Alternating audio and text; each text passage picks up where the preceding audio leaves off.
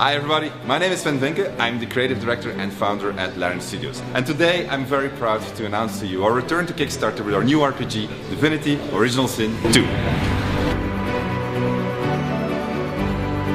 Divinity Original Sin 2 will be a game about how your origins affect who you are and what chances you get in life. At the start of the game, you'll pick a single character and determine its background, story, race and origins. Now, you'll quickly discover that these choices have a profound impact on the options that you'll be presented with during the game, and it's something that we want to take very far. In Divinity Original Sin 2, you can play with up to 4 players, and the really unique thing is that you can play cooperatively and competitively. When playing competitively, you'll engage in competitive questing and the other players will essentially be role-playing your antagonists. When playing cooperatively, you'll be using your unique talents, origin and race advantages to help the party achieve its goals. What's really cool here is that you can seamlessly switch between cooperating and competing depending on the situation you're in. So what you're seeing here is the Divinity Original Sin 2 prototype, built on top of the Divinity Original Sin Enhanced Edition engine. It's still very much work in progress and lots of things will change, but it's already sufficient to demonstrate a couple of the key things that we're building the game around. The party consists of a wood elf, 2 humans and an imperial dwarf. We are escaped sorcerers, users of a forbidden form of magic, and we're on the run from divine magisters. We're looking for help to travel to the mainland and are trying to enter a village where we'll hope we'll be able to get a ride on a dragon. Getting into the village, however, turns out to be problematic because of some local unrest with the dwarves. My main character hails from this town and is recognized by the guard. This facilitates things for her and she easily gains entry. However, the rest of the party is not allowed in. While the thief and elf eventually convince the guard via individual persuasion events, the dwarf fails and has to find another way in. Like this, pretty much every dialogue that you'll encounter will run differently, depending on who is doing the talking. And it reinforces how who you are, what you are, and where you come from affects your options in life. So all of this results in a lot of gameplay, because you're continuously trying to figure out which party member to use to talk to an NPC.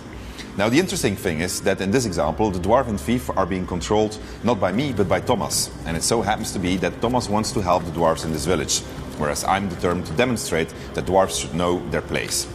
While eventually fate may bring us together again, for the moment we're working on the conflicting sides of the narrative.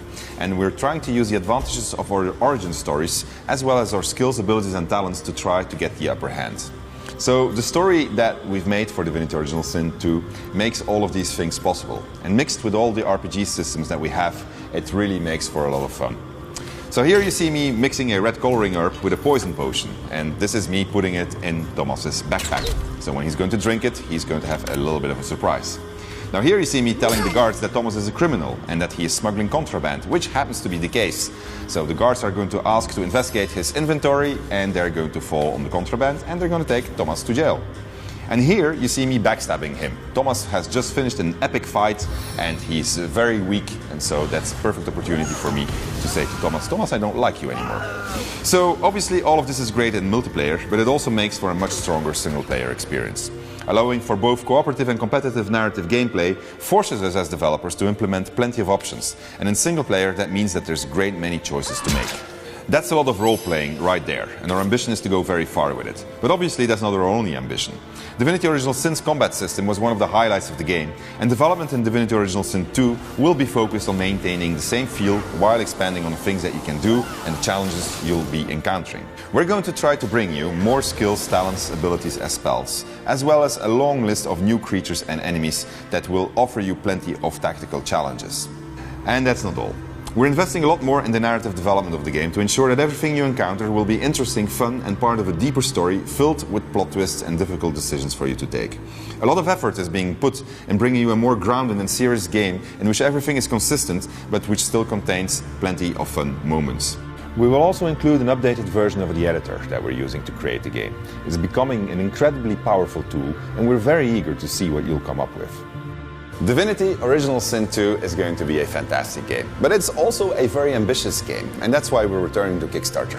We would like to maximize the amount of things that you can do in the game. Now, we already have a budget in place thanks to the success of the original game, but all of the things that I've been talking about can be taken that much further.